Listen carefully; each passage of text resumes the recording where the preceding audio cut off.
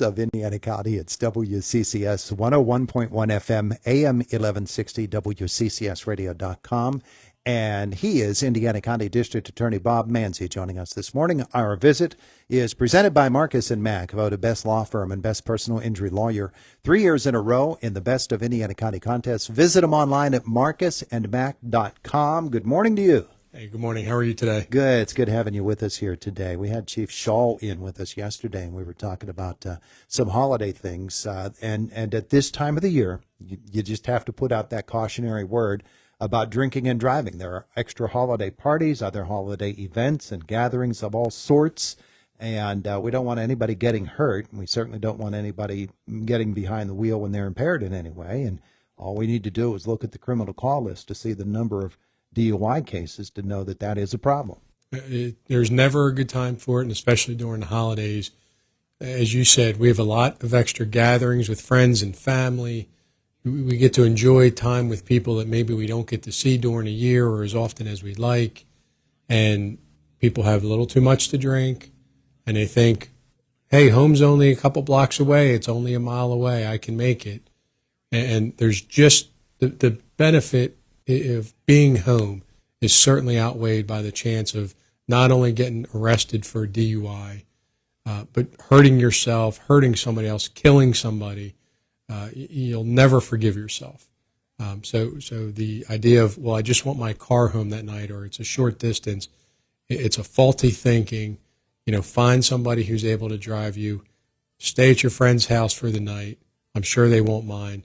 But you don't want to create a situation where there's just a horrible memory on the holiday. Yeah, and one of the things about it is that you will fully prosecute those folks who get involved in DUI because of those enormous consequences. You take it very seriously. It is very serious. I mean, there's no holiday exception to a DUI.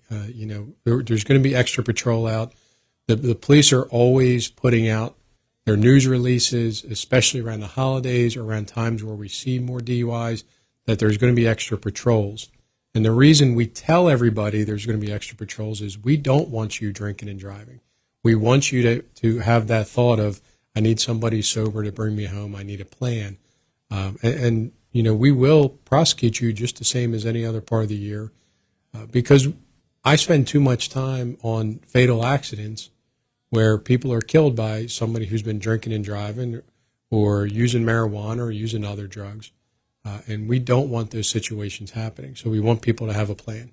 Yeah, absolutely. Okay, some things that have come up, including a release that came from you last night, as a matter of fact. Drug Task Force, hard at work again, 3 more people charged. We continue. The Drug Task Force is always working.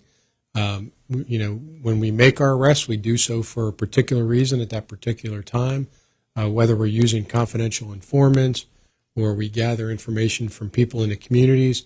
We had a couple situations there where it talks about the dichotomy of our investigations. In one release, we had 3 people arrested under controlled buys using confidential informants of people who are selling methamphetamines.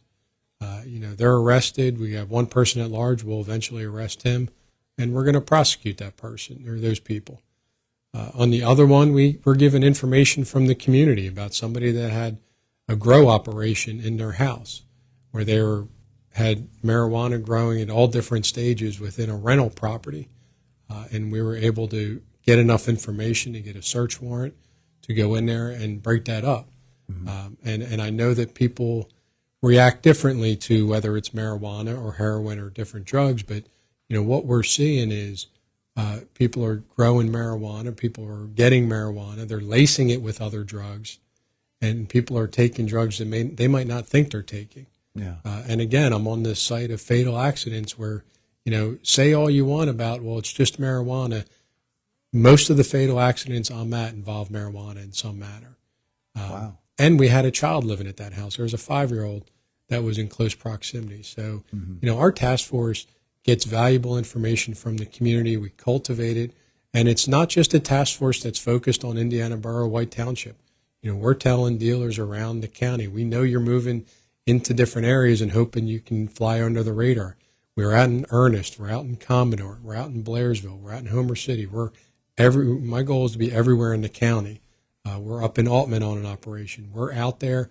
We're looking for those folks.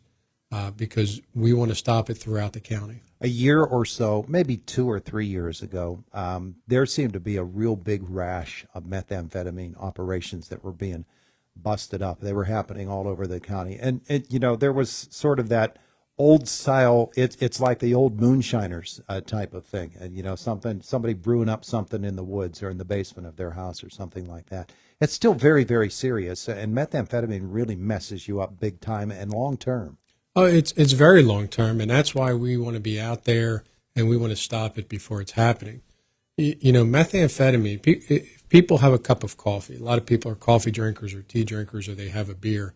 They understand how that reacts to the body in certain ways. Methamphetamine, and I'm certainly no scientist, so if I'm getting this wrong, I apologize to the scientists. But the information that I understand is when you have methamphetamine use and you have hard drug use, you're actually changing your brain chemistry. And it's not something that changes back in a day or two. Mm-hmm. I've read studies where it talks about a year or two until your brain goes back to the same functioning it was before methamphetamine. So this isn't a drug where it's just, hey, I can stop anytime and I'm back, it's out of my system. Yeah. Your body takes a long time to fix itself from the horrors that it causes inside your brain. And that's why we look at drug treatment, that it needs to be more than, I stopped for a week or two. It is long-term treatment that is necessary to get that person back to where they at before that drug use. Yeah, and being methamphetamine as well, since it's a homemade operation, you have really no idea what's going into that concoction and what kind of harm, what the potency is of it, really what is in it that you're taking. And that could be even more dangerous. Absolutely. There's no quality control. This isn't like the movies where you have chemists making this. You have folks that are using methamphetamine, meaning their brains are going through that horror, that damage of the methamphetamine. They're getting whatever they can to try to get a high. You have no idea what dangerous chemicals are in there. Yeah. Yeah. All right. So that's another of the dangers that are out there, and the Drug Task Force also taking that very seriously. If you would, just spend a moment and talk about the people who give of their time to be part of the Drug Task Force. Oh, these people are great. I really appreciate the work of all the people in our Drug Task Force. There's nobody on the Drug Task Force that's looking for a pat on the back or a gold sticker or to be highlighted in some way. We have a group of men or women that are all members of various police departments in our county and the sheriff's department that, well, they're paid, but they're spending overtime to come work specifically to do investigations against significant drug dealers because they really want those folks off our streets and out of our community. They're the same people that are coaching Little League and coaching cheerleading teams and spending time with kids, and they see the damage that drugs do to our community. So these men and women really cultivate confidential informants in order to gather information, intelligence from individuals that they're working with, information from the community, and then they cultivate relationships with other departments. Again, they're not looking for pats on the back. They're looking for great operations, and what that means is they have relationships with the postmasters. They have relationships with the FBI and Homeland Security and other police departments and other sheriff's departments. And they get all that information and work together in order to get these individuals off the streets. We see a lot of the work that our Drug Task Force does here in our county because they're the ones making the arrest. Mm-hmm. But our Drug Task Force is involved in federal operations. They're involved in operations in other counties. And in drug dealers being arrested in Cambria County and Westmoreland and Allegheny and Erie, they're all over. And the work that they do is very significant and really provides a fantastic layer of protection to our community because they know what's going on, they know who to target, they know who to go after, and they get that information and they do it in a professional and thorough way. I can't applaud enough the efforts of our Drug Task Force and the partners that they work with around the state and the country. Yeah, and you're right about the the low profile that they want to keep because by definition they have to be that way. That's part of what they do. Yeah. Oh, absolutely. Yeah. And the reality too is, they're not just looking for convictions and they're not just looking to put people in jail. The members of the Drug Task Force are the same people that are trying to get people into drug treatment. And I think people don't recognize that as well. We have the LETI program. It's a law enforcement treatment initiative that we work with the Attorney General's office. The members of our Drug Task Force are one of the highest referring agencies to treatment through that program because they see the people who are being affected by the drug dealers and are working to get them into treatment. So, they're not just out there looking to score headlines and score convictions. They really do want to get the drug dealers off the street and in jail where they need to be, and the people who are fighting substance abuse into treatment so that they can lead better lives. Yeah. Indiana County District Attorney Bob Manzi is with us this morning. Don't want to let you get out of here, but without talking about scams. It is that time of the year, holiday scams, charity scams, all kinds of different folks trying to reach into your pocket and into your bank account. And you really have to be extra careful. Even being extra careful is not as effective as we would want it to be because somehow people still have a way to get in there. But just the more you are cautious and looking out for yourself, the better it's going to be for you. Yeah. I mean, you hit the nail on the head. This is the time of year where we're going to start getting text messages, and I've gotten a number of text messages purportedly from a delivery service or the postal service saying, hey, you got to click this in order to check on your package. Well, I don't have a package being delivered, but they send out these mass tests. They want you to click on that, and then that's how they're able to steal identifying information of you. That's how they're able to steal money from you. You'll get emails that look like they're from Amazon or some other company that you're shopping at. You really want to check into what you're doing.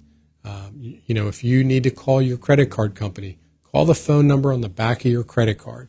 Yeah. If you need to call a bill and a company, look for one of their bills and get the phone number from their bill. Because what they'll do is they'll create fake websites. They'll send mass text messages with false numbers trying to get you to call, making it seem like that's their company. This really is the time where you have to be very, very careful. We want to do nice things. We're out shopping for all our friends and families, and it gets a little hectic. Sure. Take a breath. Make sure you're doing your due diligence.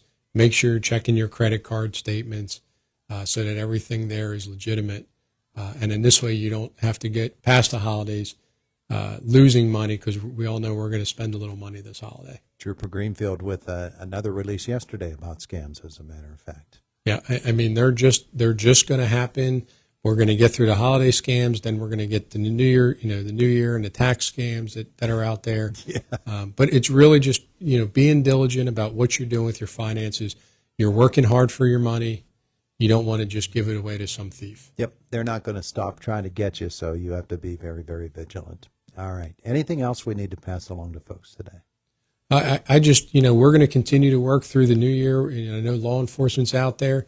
So I'm just asking people, we hear a lot about this, any time of year about respect for law enforcement and how we have that. One of the best ways you can do that is just take a breather as we're all running around and being hectic. Law enforcement's out there doing their job. Don't be out there drinking and driving.